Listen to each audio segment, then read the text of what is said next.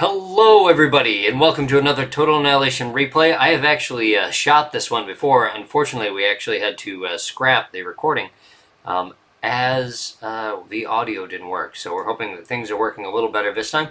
I have an ancient match for you here today. And by ancient, I mean from many years ago, 21 years ago almost. A match from 1999, back in April, between two Gnugs. That's just how I pronounce it, the G-N-U-G, the Gnug clan. We have 725 and 615 versus Tag Warlock and Aslan. Now, I'm not familiar with Warlock or Aslan. They never played during my era, and actually, I'm pretty sure 725 didn't either, and I think 615 dipped right about the time that I came in. But right here we have 725, and down here we have Gnug615. Right about here we have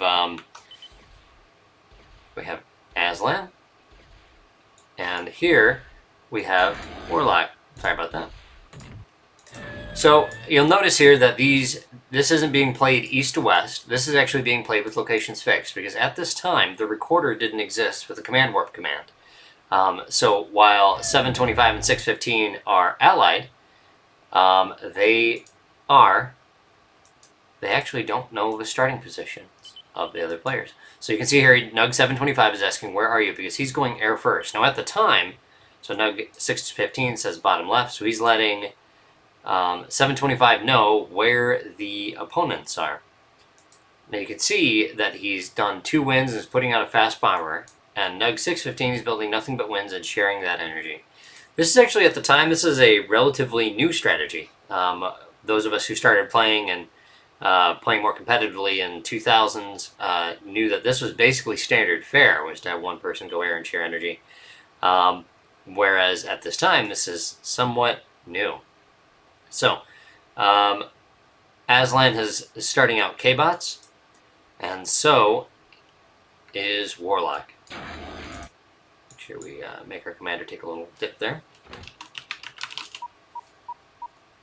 So you can see after building 9 wins, 615 is finally dropping some metal, but that bomber is out at around 130, which is actually a really fast bomber, especially in a day and age when people really weren't expecting that to happen.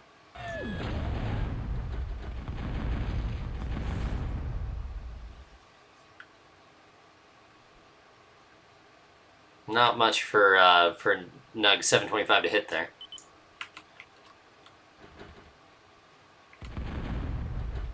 And he is attacking completely undefended here. There's no air defense at all. Aslan's starting to drop his first missile tower. Bomber swinging around for another pass. And Warlock, I'm not exactly sure what he's doing with this commander there. Now you can see that there's no markers going up on the screen right now, because they didn't exist back then. The recorder, while it had the ability to record the game, didn't actually have all these functions that we now know and love today. So 725 is informing his ally that both went K-Bot, and the reason for that is Gnug615 can't actually see. There is no shared line of sight. The .share LOS command was something that emerged later as well.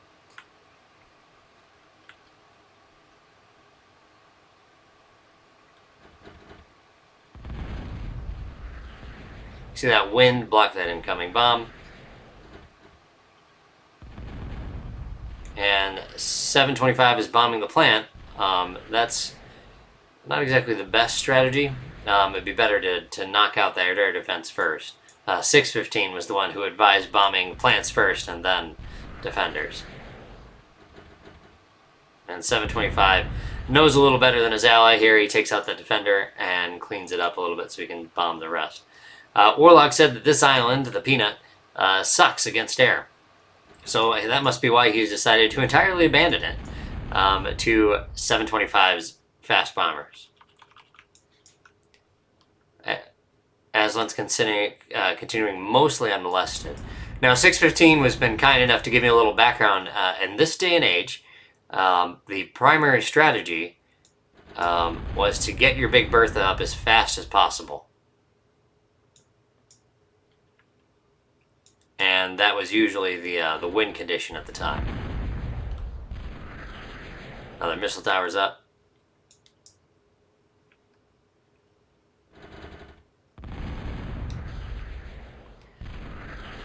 Just a sliver of health away right there from 725's bombing run.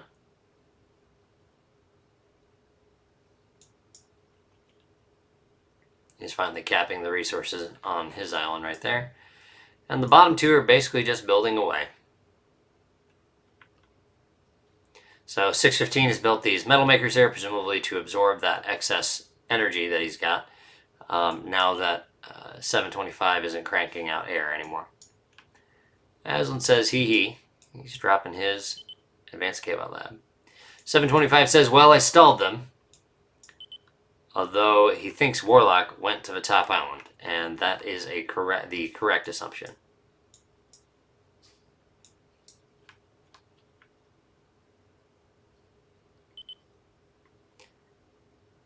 Warlock says, good job, 725. You screwed me. 615 encourages 725 to keep bombing him. Here you can see using all this extra build power that he's got, he's cranking out his advanced K-Bot lab and reclaiming his regular K-Bot lab. I do know that was one of the Gnug tips, I'm pretty sure. And the Gnugs actually had a website up full of these silly little tips that you could do. And some of them ended up being outdated, but a lot of them withstood the test of time. To include reclaiming plants and building things. So he's asking if you got the Bertha yet, and then he says, well, I'm not Butcher, and I'm presumably that's somebody who goes really fast Bertha on Gods of War. I wouldn't know about it, though. That's not something that I was around for. I mean, I played online, but I wasn't exactly very good. I was too busy experimenting with my build 2 construction vehicles strategy on Greenhaven. And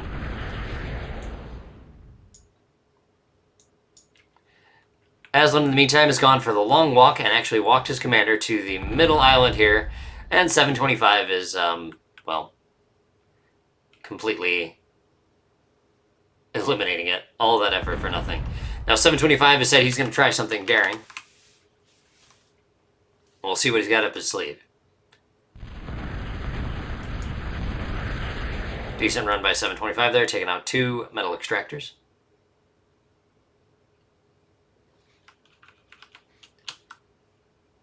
And an Atlas is picked up with these skeets in the water too. This is, in fact, a relatively daring thing to do. Just a handful of 2 skeet missiles will bring this commander down on the game. But 725 is going for the nice long journey across the map. And if this is one thing that hasn't changed since 1999, it's calm rushing the peanut.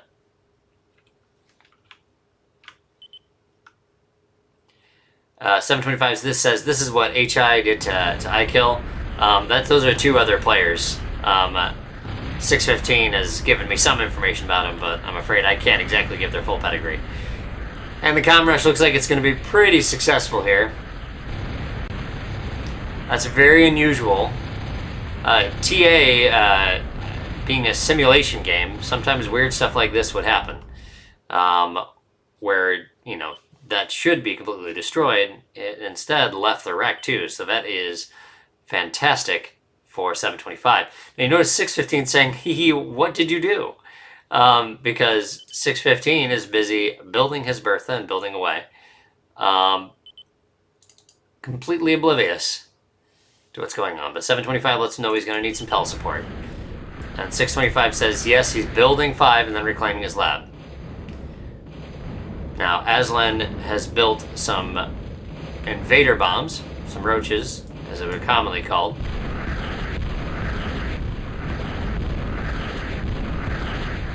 And it looks like Aslan's going for the good old-fashioned comm rush as well.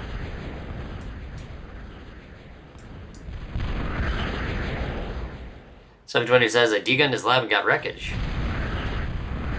And this is a little bit of comm insurance right here, and that seems to be enough to spook Aslan off. Also, 725 is going for the Comnap defense.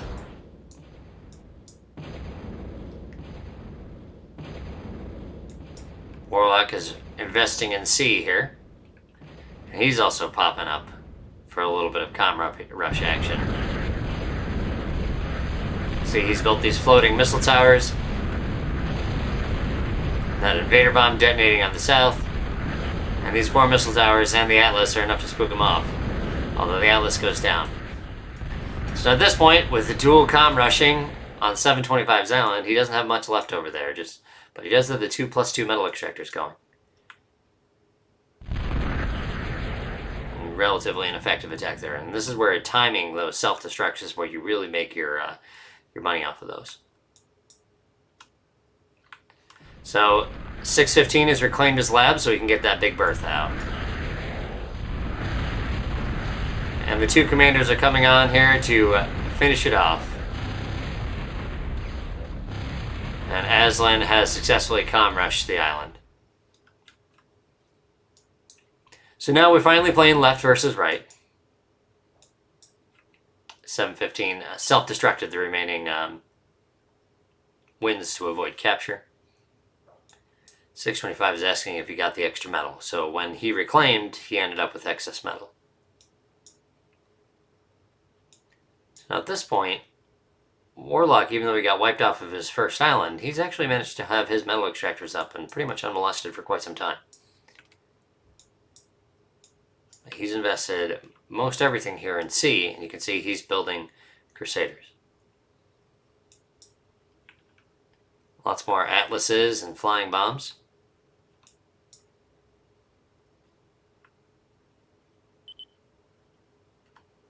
.725 says that thing better be up soon. So we're about 16 minutes right now. Now 615 told me that it wasn't uncommon in this day and age to see a berth up at around 15 minutes or so.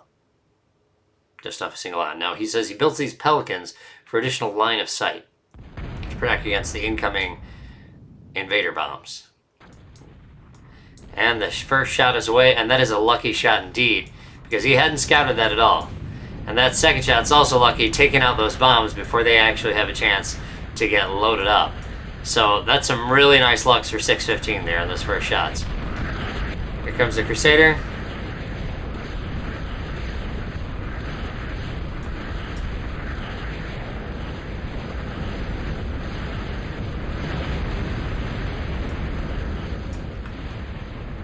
Warlock is going on the attack. And he's pulling his Crusader back. Just a handful of missile towers were enough to spook him off, it seems.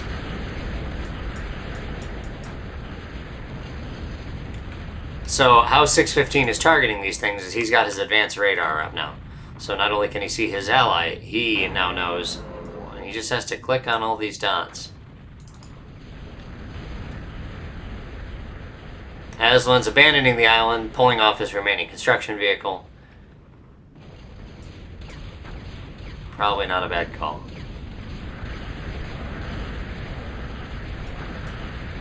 Now you can see here, 615 is going for a little walk. I mean, not 615. Aslan sent one of his invaders for a little walk right here.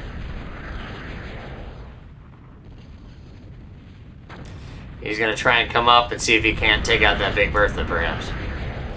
You can see 615 is really porked up. He's got loads of missile towers to protect his big Bertha. You can see he's also shared an advanced radar tower with 725 as well. It's going to help give him some radar coverage down here, so it's almost like sharing, the old-fashioned way of sharing line of sight. Nice job by 615 to snag that damaged Crusader, and the little bomb's still going for a walk. But these things move, you can see here at regular speed. And the reason why this kind of attack doesn't happen very often, they just move and they crawl so slow. Just really not moving very quickly. But if you got the patience, work out.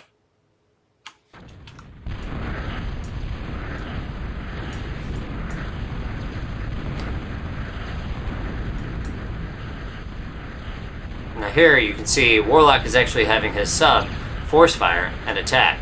I want to see this guy go off down here. So that's how he's getting his sub to kill the Pelicans. Subs don't automatically fire at them. Here you go. You can see the invader pops up. He's actually going to have time to actually attack, and that wipes out all those missile towers and that metal extractor as well. 725 is back in the game, bringing his own Pelicans into the fight.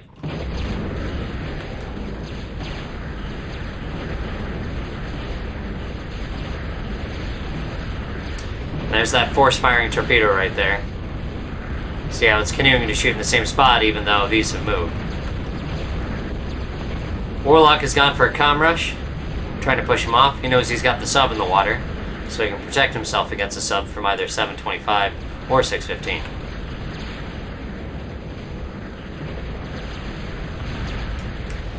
Now the Big Bertha's doing a little bit more shooting, and he's got scouts now. Now the nice thing about having a Big Bertha and why it works as a really good tool, especially before the day and age of marking, is he can hold down shift after he clicks on this Big Bertha. When he flies his scouts over, then he can just click on a bunch of different things.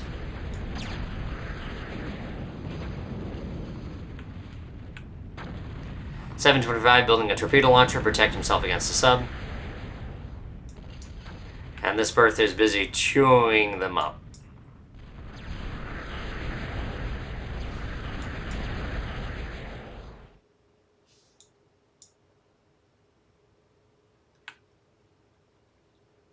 Warlock going for a little stroll here again.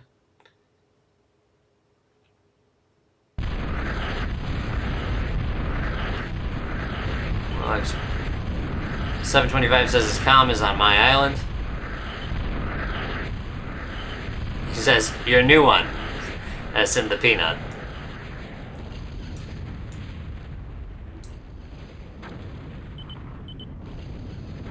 .615 has gone C. He says he's got a sub going to go clean up Warlock. I really don't think there's much Warlock can do about this. His own sub went down to 725, and Warlock goes down. 725 says, "Nice." His own half-destroyed island from the commander explosion and the comm rushing. You can see how those missile towers came online, the radar targeting it as it came in. He says Aslan's building advanced air, so watch out. Aslan's putting out Hawks, although he really doesn't have much by way of resource.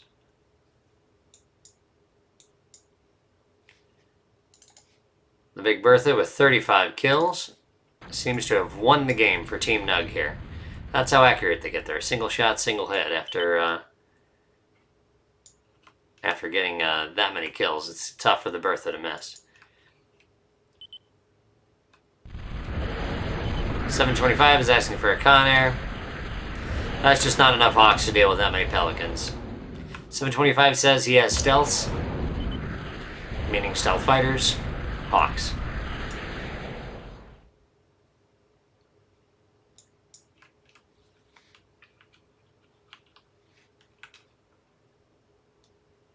Aslan's got a radar up. Yeah, 2 wins and 4 titles isn't really enough to be building mass Hawks. Especially compared to Team Gnug over here and their massive, massive island of wins and resources.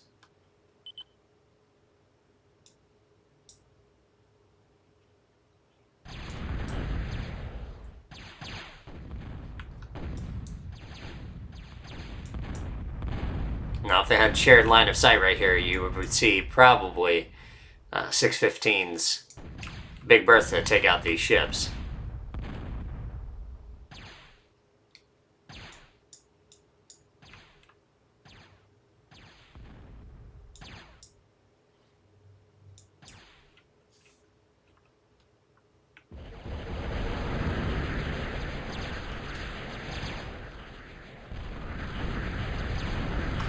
Here comes the commander.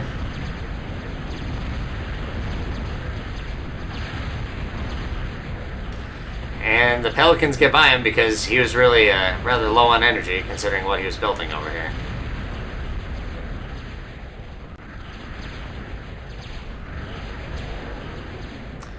If 615 had joined in on that fight, it might have been over at this point. 725 said hit Aslan with Pels. 615 and his massive force of Pelicans is on his way over. I do not expect Aslan to survive this one. So yeah, so that's basically Gods of War circa 1999, ending with a bit of a whimper here. 725 says, I'll hit his titles, you kill him. Without his titles, he won't be able to D-gun. And even flashes can kill a commander. Actually, it doesn't even take all that many. See how fast that force of Pelicans took the things down there? Even with his titles up, I really don't think that Aslan could survive. Aslan says, good game. And that's that. Aslan surrenders. So there you go. We have Team Gnug claiming victory here using the fast Bertha, fast bomber strategy that they probably helped pioneer. I'm sure there are probably other people who also came up with it at the same time, but it was mostly on the Gnug website and through the Gnug lore that this sort of thing was preserved for generations to come, to include myself, who showed up later. So I'll take a peek at the resources here. All right, there you have it. 615 with his absolutely large amount of metal that he produced. You can see 725, considering he got his home island taken out, and while Warlock was sitting on the top the entire time, he fell a little bit behind in resources. But 615's massive lead into his accurate Bertha took care of things, especially with those first two really lucky shots. All right, so I hope you guys enjoyed that one. Enjoyed taking a peek into the past here, and I'll catch you around next time. Take care. Bye-bye.